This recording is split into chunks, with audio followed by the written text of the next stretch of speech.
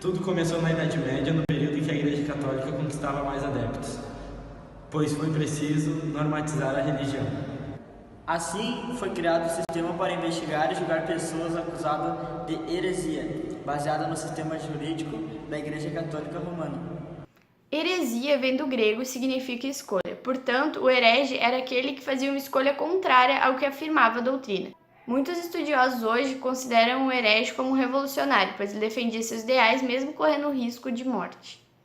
Assim surgiu a Inquisição, que basicamente era a perseguição das pessoas que agiam de forma contrária aos dogmas do cristianismo, que ocorreu entre os séculos 7 ao 18 na Europa e nas Américas.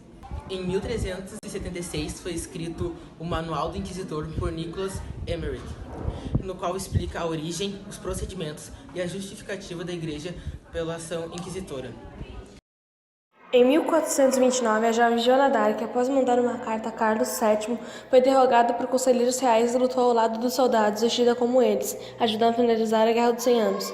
Apesar disso, por relatar desde a infância, ouvir vozes que as incentivaram a ajudar Carlos a ser coroado e a lutar pelo fim da guerra, foi condenada por bruxaria pela Igreja Católica em 2 pontos cruciais: as vozes que viriam do diabo na interpretação dos magistrados e o uso teimoso de vestes masculinas, inadmissível para uma dama na época. Condenada, Joana foi queimada viva aos 19 anos, em 30 de maio de 1431.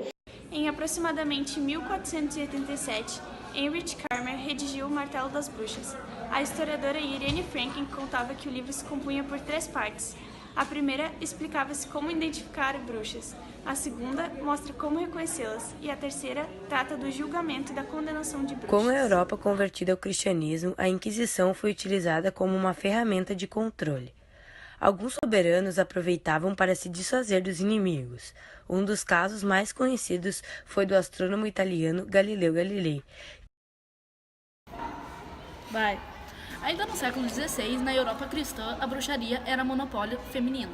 A justificativa era que o fato do sacerdócio cristão ser exclusivamente dos homens, desde o século II, as mulheres fizeram das práticas mágicas proibidas, sua solitária esfera de poder, as utilizando para cometer crimes sexuais contra os homens.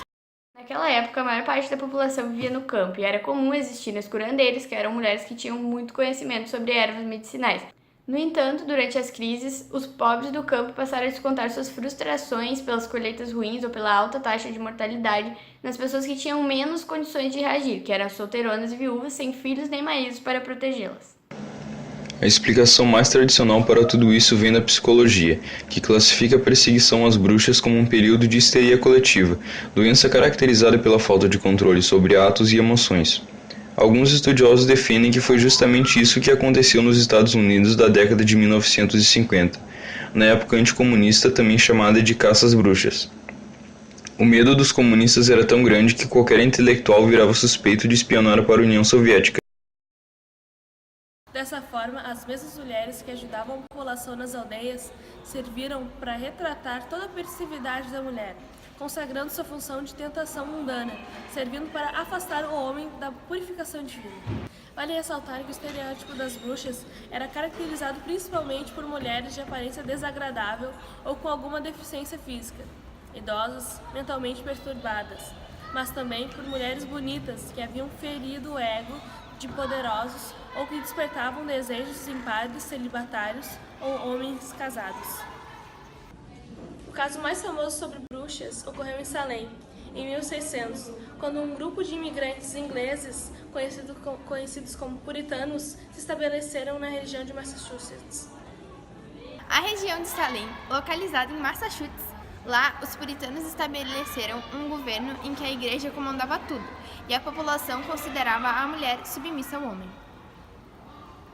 Com as curandeiras sendo perseguidas, sufocadas na vizinhança sobre comportamentos estranhos de mulheres levadas à igreja e investigadas, levando à condenação. O que é irônico, devido ao período ser marcado por uma intensa disputa de terras entre a população, o que faz as acusações ganharem uma interpretação alternativa. Em 1692, Betty Paris, filha de 9 anos do ministro religioso de Salem, pegou uma doença estranha. Contorcia-se de dor, gritava e sofria de febre. Nas escrituras da época, o comportamento das meninas era nitidamente o de uma vítima de bruxaria.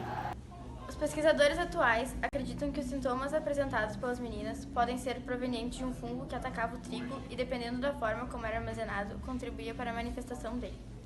As meninas alegaram influências dos escravos da família Tituba. O governador William Phips criou uma corte para julgar os casos de bruxaria, formado por 5 juízes, na qual os réus não tinham direito de ter testemunhas a seu favor. Os julgamentos de Salem por bruxaria retratam o famoso episódio do período de colonização dos Estados Unidos, iniciado em 1 de março de 1692, na aldeia de Salem, atual estado de Massachusetts, Estados Unidos, no qual, como efeito colateral das lutas internas das famílias coloniais e fanatismos puritanos revestidos de histeria coletiva, foram condenadas à morte 20 pessoas acusadas por bruxaria, em sua maioria mulheres. Mais de 200 mulheres foram condenadas por bruxaria em Salem. O governador William Phips criou um tribunal especialmente para os casos de bruxaria. O primeiro julgamento foi de Bridget Bishop, acusada de bruxaria por ser fofoqueira e promíscua. Mesmo sem envolvimento com bruxaria, ela acabou sendo considerada culpada e se tornou a primeira pessoa enforcada sob a acusação de bruxaria. Dessa forma, evidencia que as mulheres, em maioria condenadas, não precisavam estabelecer relações diretas com a bruxaria, apenas apresentar comportamentos julgados inadequados pelos dogmas da Igreja.